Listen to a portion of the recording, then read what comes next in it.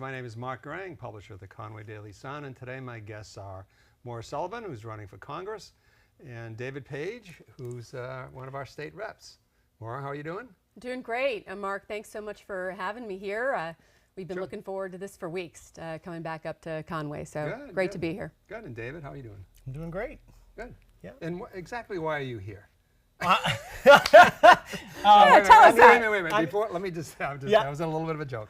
So, Maura, you're running for Congress. You did it in 2018. And just so people, you know, it's like, wait a minute, are we back into the political season now? So Chris Pappas is our current congressman. Yep. He is running for Senate, which means, and he's been congressman, I think, since 2018, right? Yep. So that means that it's wide open, both on the Democrat and the Republican side. And here you are. And how you doing? So tell us about yourself. I mean, you know, you were here years ago. Yeah. You're a Marine. You were a Marine. You worked in the Obama administration.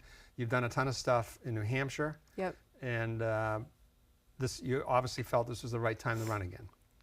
Well, first of all, it's great to be here. Super excited to be back in Conway. And as I said, we've been looking forward to coming for weeks now. Terrific to be here with my friend David Paige, fantastic state representative who does the hard work for our state and this community in Concord. So it's a privilege to be here with you. And yeah, I would love to tell you about our campaign. So for those that don't know me, I'm Maura Sullivan. Let's see, I'm a mom now, was not in 2018. Really? I'm a mother of 3 young children. I have 3 children under 5. And I live on the Seacoast with my husband, who is a Navy Reserve officer, and that's where we're raising our family. And as you said, Mark, I served in the Marines. I'm an Iraq War veteran. Later, I worked for President Obama, serving at the VA and at the Pentagon. And then, you know, have been really proud to, you know, be working here in New Hampshire for the past, you know, I think, wow, 7.5, 8 years since I last ran for this seat. I've been really proud to work with my friend and our Congressman Chris Pappas. Because you worked on like a veterans committee and a few things. Yeah. So, you know, Congressman Pappas has been nationally recognized for his work and in terms of veterans. He was recognized by a really important organization called the Disabled American Veterans as their Legislator of the Year in 2024 out of all 435 members of Congress. I was really proud that he appointed me to serve on his Veterans Advisory Board here in the 1st District, helping him with veterans policy, and then also to serve on his Service Academy Board, which is one of my favorite days of the year, every year. We get to, there's a few of us that meet that serve on this board, and you get to, you spend weeks reviewing the packets of all these young people who, you know, at this crazy time in our country, want to step up and serve our country, which is so inspiring.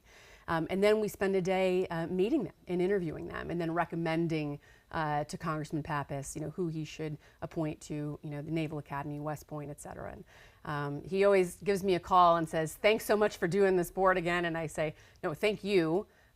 Because it's such a privilege to be able to meet these young kids who are, you know, the best and brightest of our schools here in New Hampshire and who want to go serve our country. I mean, Chris Pappas was, I mean, it harks back to the Ray Burton Executive Council, who was just all about constituent service. Yep. And Congress people really are about, more than U.S. senators, about constituent service. Yep. And Chris was up here for everything. Yep.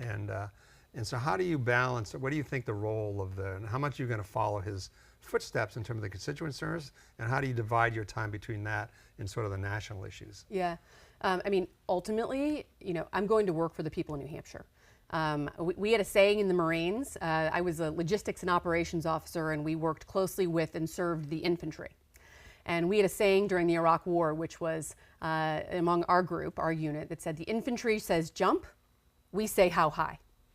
And I've told my team, who's with me here today in Conway, that's the same mantra that we're going to apply to constituent services here in the 1st District. The constituent says jump, we say how high. I'm really going to be very proud to follow in Chris Pappas's footsteps. We were just over at the Gibson Center, actually, and I was asking David there about, you know, how he has worked with Congressman Pappas's team. And he was telling me about his work with Victoria here in the Valley. And so, you know, luckily there's a great model to follow and a really good example that I intend to keep up the good work. And I mean, the race is, and it seems like, and I know there are 4 or 5 people in the race now, right? But Jean Shaheen's daughter, Stephanie, seems like both of you are going to be the two top people in that race. And David, it's time for you to, I don't want to leave you out of this conversation. So you're the head of the Carroll County Democratic Party, and you're supporting Maura, but you're not here representing the Democratic Party. Correct. Yeah, that's important to state. I'm our chair of Carroll County Dems, but I'm not here in that capacity. I'm here as David Paige, the individual, and I'm here as an individual to offer my support to Maura's campaign. And how do you see the difference between Maura and Stephanie Shaheen? Sure. So I don't have an unkind word to say about Stephanie. I think she's a great public servant in her own right. She's a formidable candidate in her own right. So really for me, it's about Maura and her qualities and what she's bringing to the table here. And I think there's two things about her, well, I guess three, because just hearing her speak now, I think that service orientation is a really important piece of it as well, right? And I'm seeing that in the level of discipline that she's bringing to these early months of the campaign. She is there all the time. She's following up on everything. I've been kept up to date on her campaign throughout. So there's that piece, that service piece and that discipline piece. But I think the two things that are really exciting to me about her candidacy are her fight, that she's bringing some fight to this. I think everybody, regardless of your party, whether you're a Democrat or Republican, I think everybody is hungry for people who are ready to stand up and fight for their neighbors, right? And I see that. I've seen her bring the fire when she speaks, and I think she is, unafraid of the work that's ahead of her, which is pretty intimidating work, frankly. So I've been very impressed with that. So it's that fight piece, and then I think a focus piece too, because I think with all of the chaos that's going on around us, it can be really easy to get sucked in and not focus on what really matters most to people. And what I've seen, and this goes hand in hand with that discipline piece, is that Maura is hyper-focused on the real issues that matter every day to our neighbors. Our economic well-being. Today when we talked about where to go, right. That was really evident to me in where we chose to go. We went to talk to the folks at White Mountain Community Health about, exactly what the impacts of some of these cuts that are coming down to us. So that is the leading question, and what are the issues? Yeah. And what are the issues, and to frame it as how is it different than 2018? Yeah, that's a good question. I mean, I hear it from people all around our district, and we've certainly heard it here today. It's three things. Number one, the economy. Number two, the economy. And number three, the economy. And what's wrong with the economy? Well, but I'm going to talk about that in a little more detail. Don't worry. We've got a longer conversation here, but that's the heart of it. And I'm just going to be, really clear, Mark. As Democrats, we have not been focused enough on the economy. Period. Like, look at the results of the 2024 election. And I'm running because I believe we need new leadership in the Democratic Party. The status quo is not working. I'm running to be one of those new leaders. And part of what we need to do, let's just break it down. Number one, wages are too low and costs are too high, period. And you hear it from folks, here in Conway and all throughout, frankly, New Hampshire. People were like, I can't afford to heat my home. It's too expensive to buy a home. And what are the solutions to can't afford that? I mean, people talk about minimum wage, but nobody pays minimum wage, as we know. I mean, dishwashers make $15 an hour and so forth. Yep. What's the answer? I mean, housing is really the big issue, and that's another whole topic I appreciate. Yeah, well, we should talk about housing because where we are here, and people can't afford, we can't afford to sustain the tourism industry here because people can't afford to live here. And that's one of the things David and I were talking about today is, people living in tents in the woods because of the lack of affordable housing. One of the first things we have to do is frankly protect the essential services that should be just the promise of America. Medicaid, Medicare, Social Security, veterans benefits, public education, period. Before we can even talk about economic innovation and what we need to do to move our economy forward, both here in the Valley and throughout the district, including Manchester, and throughout New Hampshire. But, the first thing Democrats need to do is take back the House.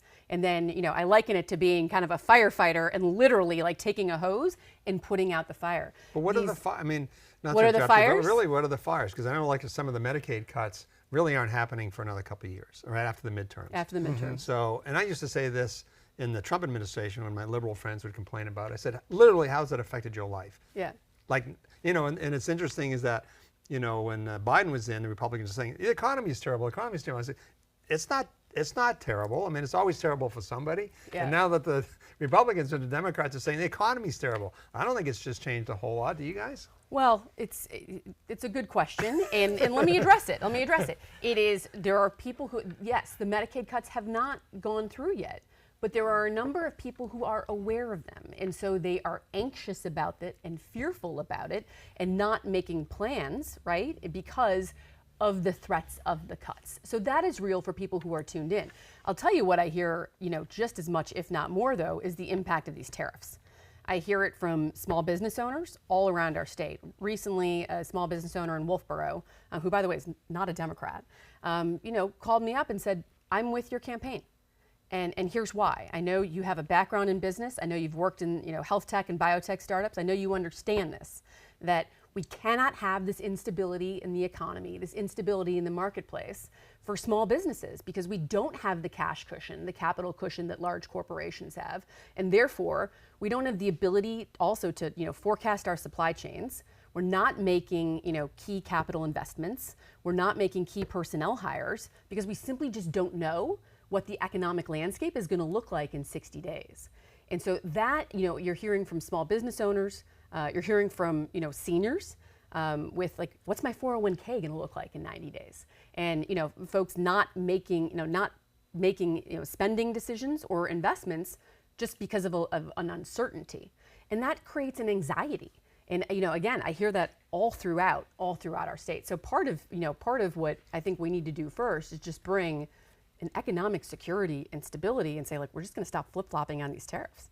Right. I mean, I think it's definitely true that the flip-flopping has sort of unnerved people. Yeah. But then even the tariffs, even the ones, the one he did with Europe the other day or something, like the Wall Street Journal said, because it's really kind of like we've been doing. Like they're talking about buying more liquefied gas in Europe. Well, we can't do that until we build the plants to to liquefy it. Yeah. And they've been building for a couple of years, and a couple of my big ones are coming online in 2 years anyway. Yep. So I guess my point is a lot of the stuff is, it's not that big a deal yet. Well, when is the shoe going to drop, I guess is what I'm saying, for an average person. Yeah, it's not so much, and it's a good question, it's not so much the tariff itself, it's the uncertainty around it. And it's the flip-flopping of it. It's the lack of ability to plan. At least this is what I hear. I mean, as someone with a business background, I mean, I see that. That's my analysis of the situation. But I hear it. I heard it recently from 2 business owners on the Seacoast. I was in Manchester this weekend, heard it from folks there. And again, I've heard it from folks here. It's I don't know if they're going to flop again. And therefore, I'm not making these key personnel hires. I'm not investing in additional inventory. I'm not making this capital investment. So again, it's not so much the shoe dropping, is the shoe going to drop again?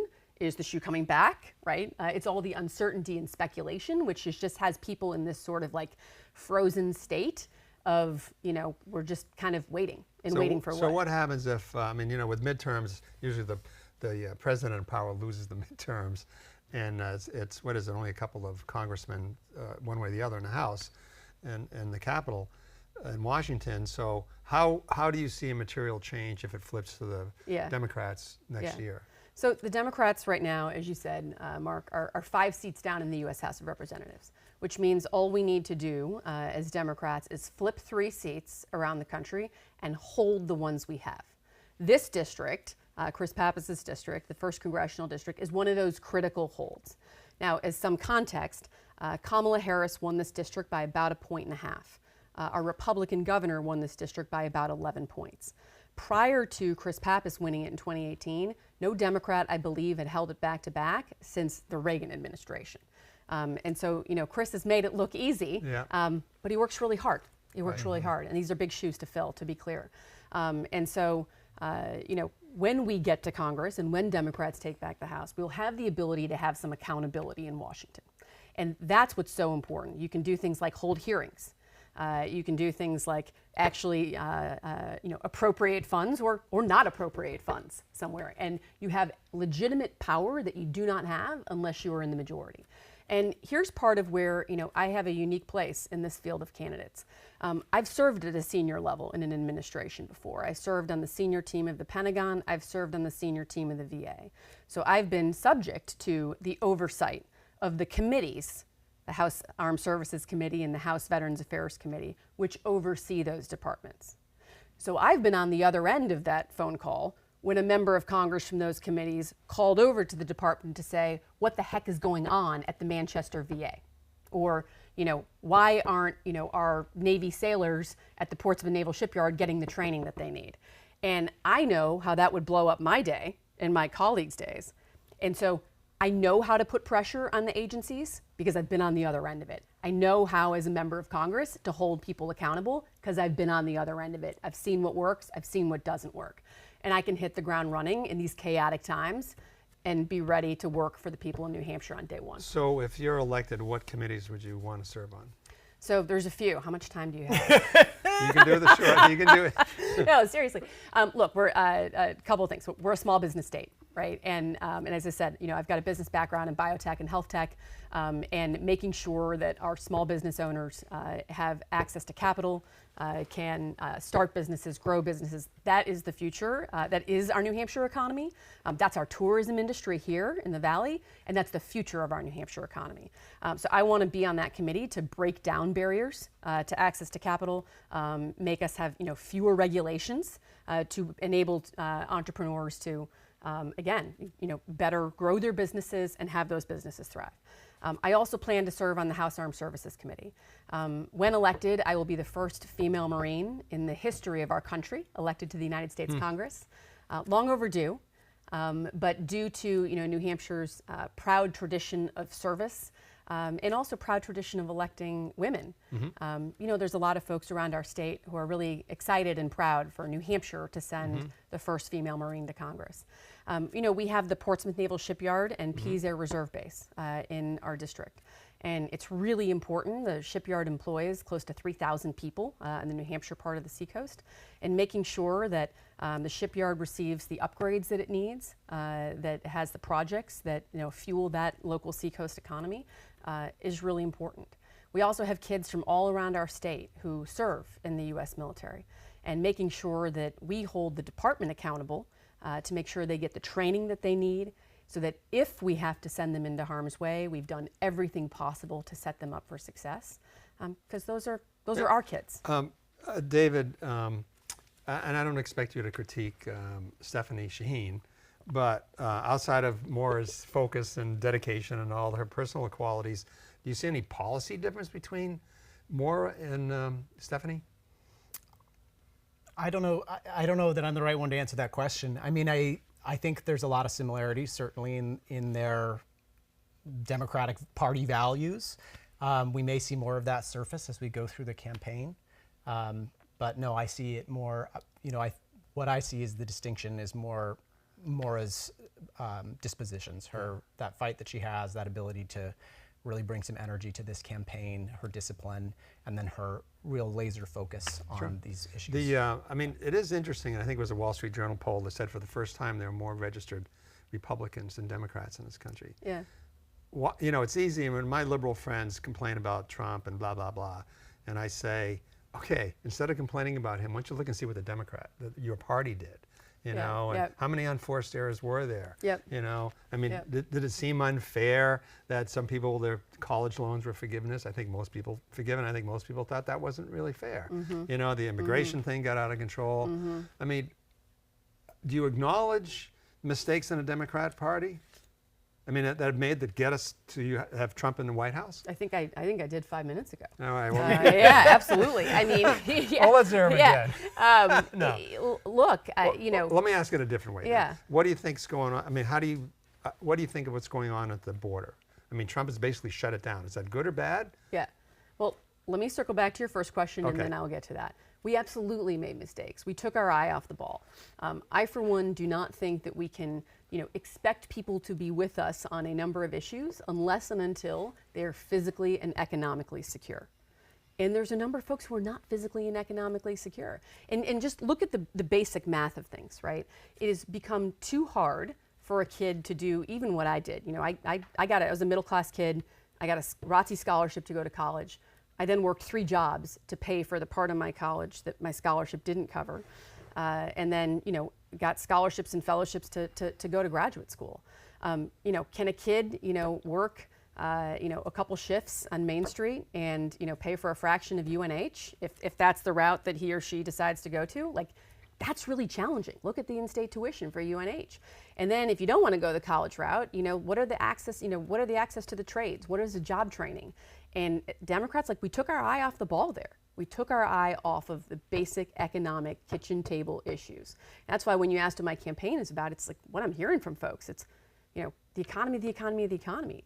Can my kid go to a good public school where they're safe? Can my my parents have, access to good quality health care in my community? Can I, work a good job, put away some savings, and feel that at least it's not going to go like this in my account, and I don't know what I'm going to have, in 60 days. This is some pretty basic stuff, and this is what is at risk right now. And again, we lost our way on it. Regarding the border, I will answer your question on that. This is this false choice, and it's been something that's been politicized where, it's this false choice that politicians on both sides of the aisle want people to think oh, the border is insecure and oh, we've got to have ICE. It's just not true, right? Look, was it not true that there were millions of people that came through under the Biden administration? Here's what's not true. And I say this as a Marine who spent time in Iraq. I'm always going to be for a safe and secure community.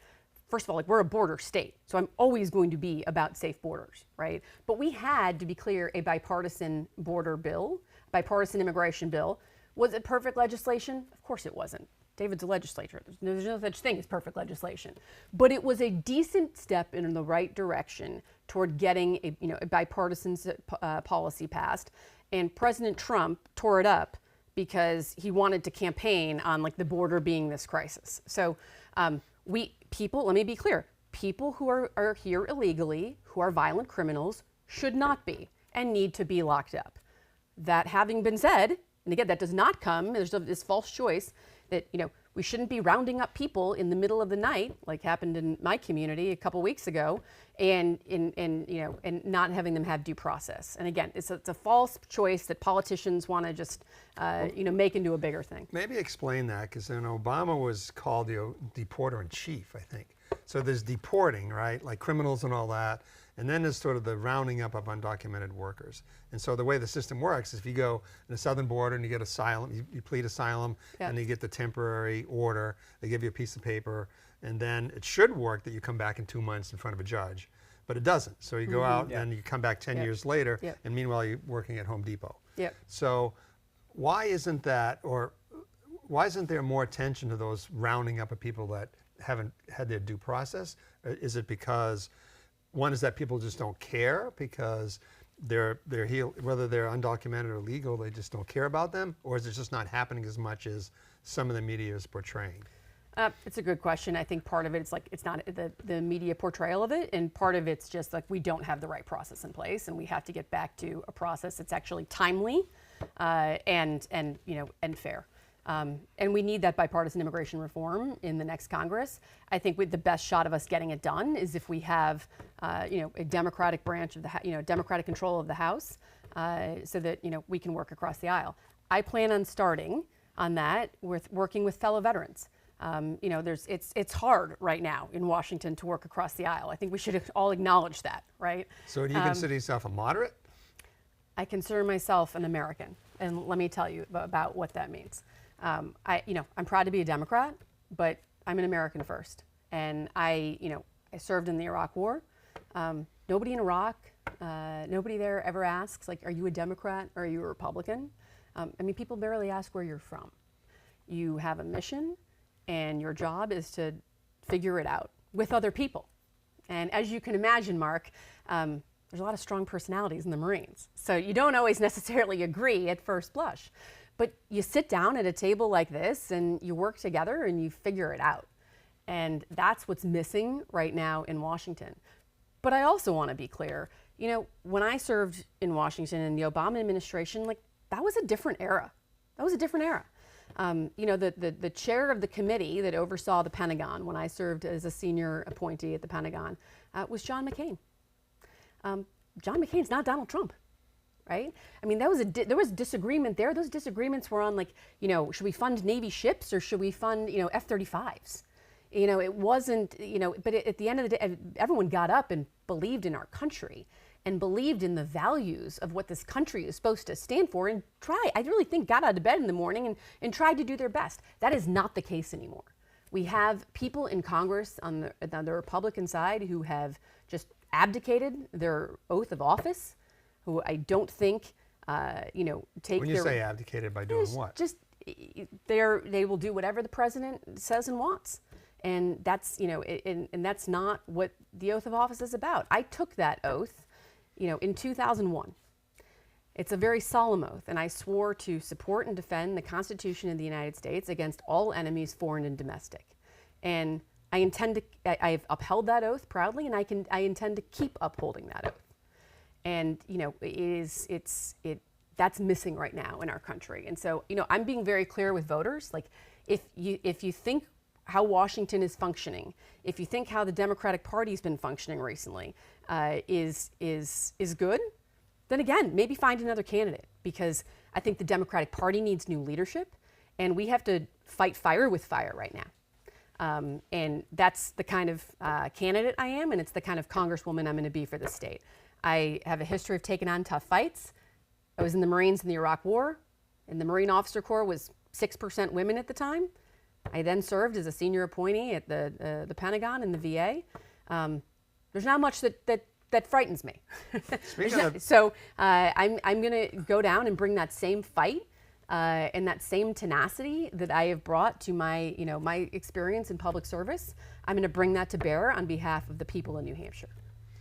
I'd like to stop now because we only have a couple minutes, but I want to ask you about DEI in the military. Yeah. And, when Trump or Hegseth removed the woman who's head of the Naval Academy just recently. Yeah. And I guess like 1,000 gender dystopian people have been moved out of the military somehow. I mean, one is that, what do you think about that? But did the DEI, what was your sense about the culture in the military when you were there? I mean, it's what, 15 or 20 years ago, 15 years ago? And the DEI, was that too much? Like, why is there such a backlash now? Well, I appreciate the opportunity to talk about this because, as I said, as a woman in the Marines, this is something I have a little bit of experience with. First of all, I worked on these policies when I was at the Pentagon working for President Obama, and I'm very proud to have worked on them, and I'm very proud of what our team accomplished. But let's go back a little bit further to my time serving in the Iraq War. When it's 2 in the morning and you're getting missions out the door or having missions come back in the door, or you're trying to figure out what you have, what resources, what trucks you got to reallocate from one to another because of an emergency, possible bomb that's come up, in vicinity of Abu Ghraib prison, you're really not focused, and I think most people I serve with would agree with me, on what gender somebody is, or what race somebody is, or what religion they are, or where they're from. Nobody cares. Nobody's focused on it. You're focused on, is this person competent? Are they qualified? Do they know their position? Does the radio operator know how to use the radio, right? Does the medic, know how to do a tourniquet? No one's focused on that stuff. And so the president is trying to get people to focus on it falsely. And the problem, and what he's doing is he's firing the chairman of the Joint Chiefs of Staff for the grave sin of being black.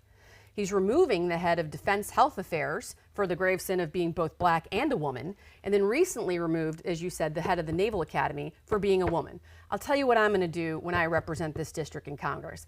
I'm going to make the case my first day in office to serve on the House Armed Services Committee. I'll be the first female Marine in our country's history appointed or elected to the United States Congress. I served in the Iraq War. I've been a senior official at the Pentagon. I think I have a pretty good case to make to sit on that committee on our behalf, on behalf of the shipyard and on behalf of Pease Air Reserve Base. And I'm going to drag Hegseth down to the Hill and hold him accountable and get him to focus on, keeping our troops safe and making our national security stronger and stop distracting us with these nonsense issues. Now, just today we interviewed Chris Bright, who's on the Republican side. You know, he's a military guy, West Point and all that. And he was saying with the DEI, so what you're saying totally makes sense when you're in the field. But he said, for instance, they had some exercises in Florida and they couldn't complete them or do them because they hadn't taken enough classes in DEI. Like bureaucratically, they just hadn't gone through this class, this class, so they couldn't do their exercises. Does that ring a bell to you? No, it doesn't. And you can tell Chris that Maura Sullivan said that when I served in Fallujah during the Iraq War, no, we never ran into that challenge. In fact, women were actually essential to the missions that we had in order to adhere to Iraqi cultural sensitivities. As my battalion commander said, and as commanders in our unit said, I would be mission incapable without the women in our unit. Yeah. So you can tell Chris I said that. All right. Well, all right. So I look forward to telling him that on a debate stage. David, you're going to be replaced next time with Chris. I look forward to that. All right, I think we're out of time. I'll be over there watching. Do you have any? I think that's it. We're going to stop here. Maura? Okay. Well, Mark, thanks nice so much to see you. for having me. It's another whole. We got a whole year, so I'm sure we'll be seeing you again. Dave, it's always a pleasure. Great to see you. All right. Take care, all. Thank you.